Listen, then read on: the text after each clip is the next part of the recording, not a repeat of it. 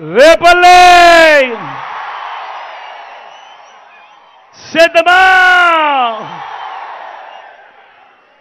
ఇక్కడ ఉన్న ఇంతమందిని అడుగుతా ఉన్నా, మరి 14 ఏళ్ళు ముఖ్యమంత్రిగా ఉండి తన పేరు చెబితే ఏ పేదవాడికి కూడా ఆ మనిషి వల్ల నాకు మంచి జరిగింది, ఆయన కాలంలో నాకు ఈ స్కీమ్ అందింది అని చెప్పుకునే పరిస్థితే లేని పాలకుడు ఇవాళ చంద్రబాబు నాయుడులో కనిపిస్తా ఉన్నాడు. నేను అడుగుతా ఉన్నా, ఇది చూసినప్పుడే నేను అడుగుతా ఉన్నా, చంద్రబాబు నాయుడు మోసాలు, చంద్రబాబు నాయుడు అబద్ధాలు ఏ స్థాయిలో ఉంటాయి అనంటే ఒక ఉదాహరణగా ఒక పోలిక చెబుతా. మన రాష్ట్రము పంట పొలం అనుకోండి, ఆ పొలాన్ని సాగు చేసే బాధ్యత మీరంతా 5 ఏళ్ల క్రితం జగన్ అనే ఓ రైతుకి ఇచ్చారనుకోండి. ఆ జగన్ అనే ఆ రైతు, ఆ జగన్ అనే మీ బిడ్డ, జగన్ అనే మీ అన్న ఈ 5 ఏళ్లలో రాష్ట్రమనే ఈ పొలంలో ఈ గడగడా చెప్పిన ఈ స్కీములు, చేసిన మార్పులు, చేసిన సంస్కరణలు, తీసుకువచ్చిన విప్లవాలు, ఇవే విత్తనాలతో, వీటినే విత్తనాలుగా మన రాష్ట్రంలో ఇంటింటా అభివృద్ధి, సంక్షేమం, సంతోషం, మంచి భవిష్యత్ అనే మొక్కల్ని నాటాడు మీ బిడ్డ. ఇవాళటికి 5 సంవత్సరాలు అయిపోయింది. ఈ ప్రతి ఇంట్లో నాటిన ఈ మొక్కలు, ఈ ప్రతి గ్రామంలో నాటిన ఈ మొక్కలు, ప్రతి పట్టణంలో నాటిన ఈ మొక్కలు, ప్రతి సామాజిక వర్గంలో నాటిన ఈ మొక్కలు 5 ఏళ్లుగా పెరుగుతూ, ఈరోజు 5 ఏళ్లుగా పెరుగుతూ వస్తూ ఉన్నాయి. నేను ఇక్కడే మీ అందరినీ కూడా ఆలోచన చేస్తా ఉన్నా. ఈరోజు జగన్ అనే మీ రైతు, జగన్ అనే మీ బిడ్డ, జగన్ అనే మీ అన్న రాష్ట్రం అనే పంట పొలంలో వేసిన ఈ విత్తనాలన్నీ మరో 15 సంవత్సరాలలో వృక్షాలవుతాయి.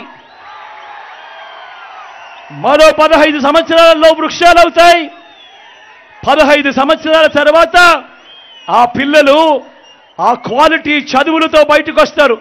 ఆ అభివృద్ధితో అవి మహావృక్షాలుగా అవుతాయి.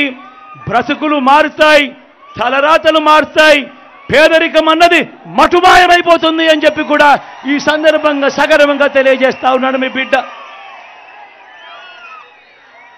బిడ్డ ఆలోచనలు, మీ బిడ్డ ప్రతి ఆలోచన పేదవాడిని బయటికి ఎలా లాగాలి, పేదవాడి బ్రతుకులు ఎలా మార్చాలి, పేదవాడిని మరో 15 సంవత్సరాల్లో పేదరికం నుంచి ఆ పిల్లాడు చదువుకొని ఐబీ సిలబస్తో బయటకు వచ్చి ఏకంగా డిగ్రీ పూర్తి చేసి, డిగ్రీలో కూడా 30% కరికులం ఏ ఎల్ఎస్సి నుంచో, ఏ హార్వర్డ్ నుంచో, ఏ స్టాన్ఫర్డ్ నుంచో, ఏ ఎంఐటి నుంచో ఆ కోర్సులకు సంబంధించిన సర్టిఫికెట్లతో బయటకు వచ్చి అనర్గళంగా ఆ పిల్లాడు ఇంగ్లీష్లో మాట్లాడుతూ ఆ పిల్లాడు ఉద్యోగం కోసం అప్లికేషన్ పెట్టుకుంటే పేదరికం అన్నది మటుమాయమవుతుంది అన్నది మీ బిడ్డ స్వప్నం. మరో వంక చంద్రబాబును చూస్తే మీరే చెప్తా ఉన్నారు, 14 ఏళ్ళు ముఖ్యమంత్రిగా పరిపాలన చేసిన ఈ వ్యక్తి పేరు చెప్తే ఏ ఒక్కరికి కూడా, ఏ పేదవాడికి కూడా తాను ఫలాని మంచి చేశాను అని తాను చెప్పుకోలేని పరిస్థితి.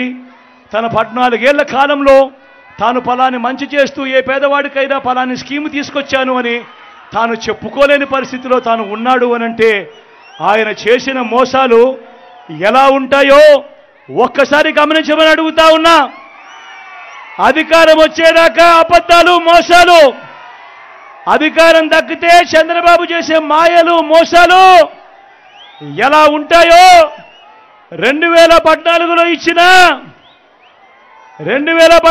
ఇచ్చిన ఈ పాంఫ్లెట్ చూస్తే మీకే అర్థమవుతుంది. గుర్తుందా అన్న ఈ పాంఫ్లెట్?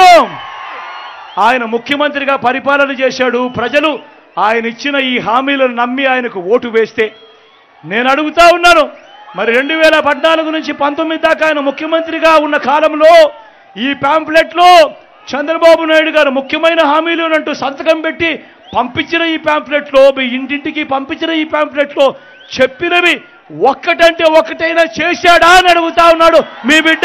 ఈ విషయాలన్నీ కూడా మీ అందరికీ చెబుతూ నా ఎడం పక్కన మీ ఎమ్మెల్యే అభ్యర్థిగా గణేష్ అని నిల్చుంటా ఉన్నాడు. డాక్టర్గా మంచి పేరు ఉన్న వ్యక్తి, మంచివాడు, సౌమ్యుడు, మీ అందరికీ మంచి చేస్తాడన్న సంపూర్ణ నమ్మకం, విశ్వాసం నాకున్నాయి. మీ చల్లని దీవెనలు, ఆశీస్సులు గణేష్ అన్నపై ఉంచవలసిందిగా మీ అందరితో కూడా సవినయంగా మీ బిడ్డ 2 చేతులు జోడించి పేరు పేరున ప్రార్థిస్తా ఉన్నాడు. నా కుడి వైపున మీ ఎంపీ అభ్యర్థిగా సురేష్ను పరిచయం చేస్తా ఉన్నాడు. యువకుడు, ఉత్సాహవంతుడు,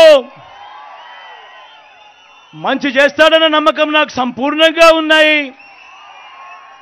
మీ చల్లని దీవెనతో ఆశీర్వదించవలసిందిగా మీ అందరినీ కూడా విన్నవించుకుంటా ఉన్నాను. ఇంతటి ఎండలో కూడా చెరగని చిరునవ్వులతో మీ ఆప్యాయతలకు మరొక్కసారి మీ బిడ్డ 2 చేతులు జోడించి పేరు పేరున హృదయపూర్వకంగా కృతజ్ఞత తెలుపుకుంటూ సెలవు తీసుకుంటా ఉన్నాడు.